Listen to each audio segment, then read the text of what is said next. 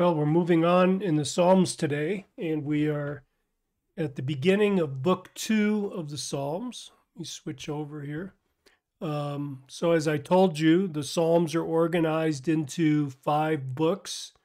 Each book is marked off by a praise or worship verse at the end of each book, a doxology, they call that. So obviously, someone has taken the time and trouble to organize these psalms and to put them into individual books, to add a doxology at the end of each book. And we see within the psalms a series of psalms by the sons of Korah, or for the sons of Korah, or of the sons of Korah. And later on, we'll see another series of psalms of they call the Psalms of Ascents.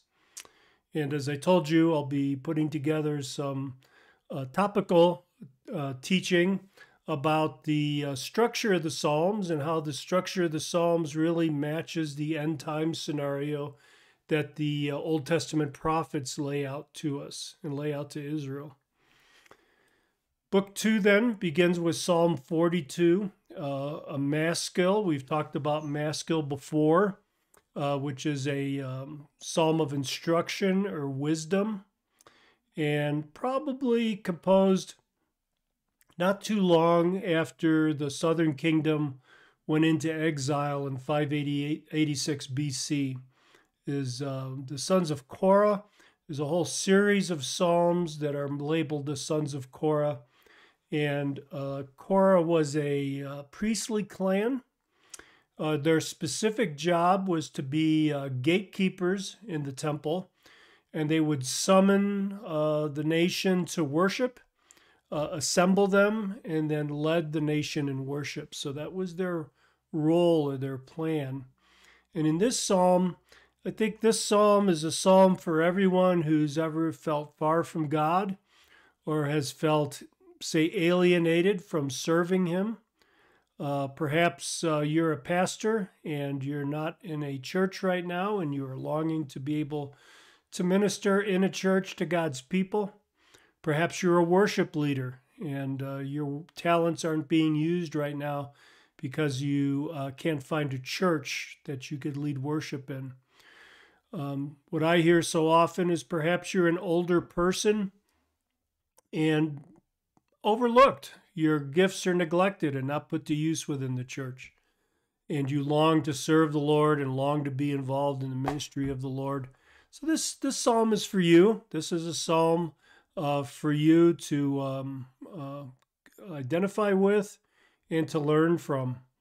Notice how the psalm begins, a famous chorus, as the deer pants for the water, so my soul pants for you, oh God. What a beautiful, beautiful image here. Live here in Estes Park, Colorado. We've got deer and elk everywhere. And sometimes I live not far from the lake here in Estes Park. And sometimes I'll go down to the lake and certainly there'll be a deer and elk filling themselves with water from the lake because they are hot and panting. That's the picture here, a thirsting soul for a living God. And then he's asking, when shall I come and appear before God? So this is Korah. This is a tribe whose job was to serve the Lord, and they are out of the land and away from the temple. And they're asking, when shall I come and appear before God? Look at their emotional condition. Their tears have been their food. They pour out their soul, the things I remember, and I pour out my soul within me, for I used to go along with the throng and led them in procession to the house of the Lord. So he's recalling this gathering of the people, drawing them into worship, leading them in worship with the voice of joy and thanksgiving, a multitude keeping festival. Oh, what great memories he has, and they have, and how these memories cause them to hunger for those days. And perhaps you have, in the past, been in a very vivacious church, not only life-producing, but life-giving ministry, and really you long for that. So let's look at our here verse 5 here. It's very significant, I think. What do we do when we are in such an emotional state? Well, look what he says here. Why are you in despair, O my soul? Let's just meditate on this for a moment. Oh, my soul. What's he talking about here? Well, the psalmist is turning from lamenting their condition, and now they're speaking to their own soul. In other words, they're counseling themselves. They're counseling themselves in light of what they know about God.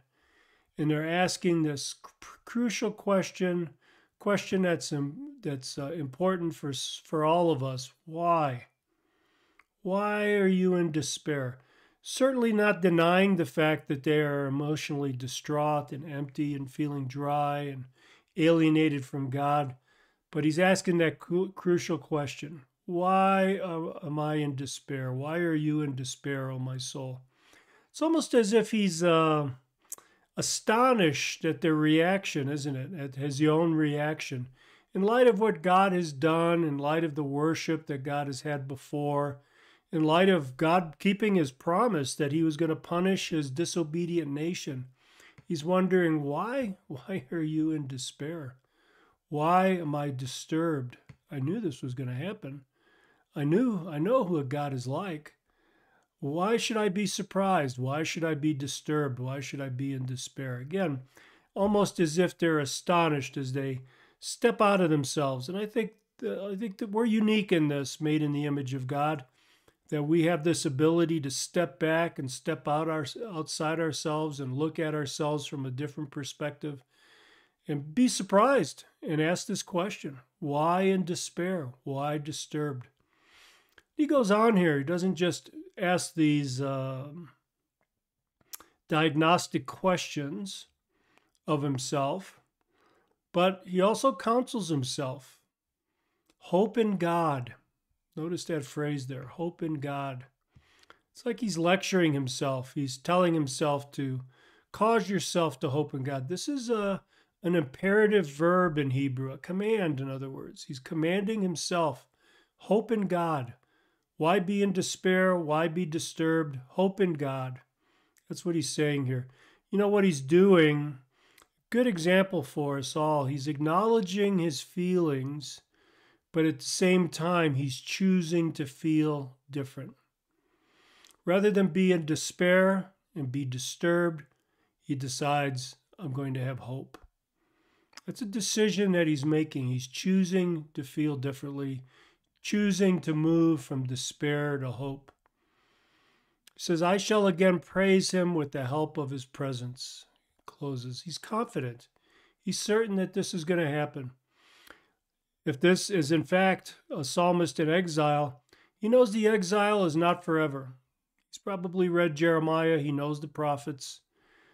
God is going to act in accordance with his covenants.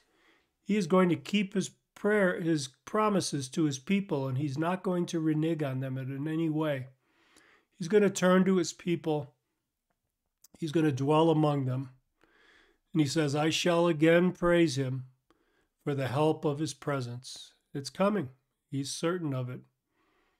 So, in terms of application of this, I think in times, we may feel far from the Lord. And during those times, sometimes our minds will run away with us. Left unchecked, they'll lead us into this downward spiral, just like the psalmist experienced despair and being disturbed. And it's just at those times. And I pray, brothers and sisters, that when those times come upon you, at just that time, you'll remember this psalm. And you'll ask yourself that question that the psalmists asked themselves. Why are you in despair? That you'll begin with this inward look, this resolve for hope, and this determination to depend on God and know that you will again praise him. So, in terms of response, bring your mind and emotions and will under the control of God's truth. The next time you find yourself in kind of a nosedive of despair, turn to this psalm.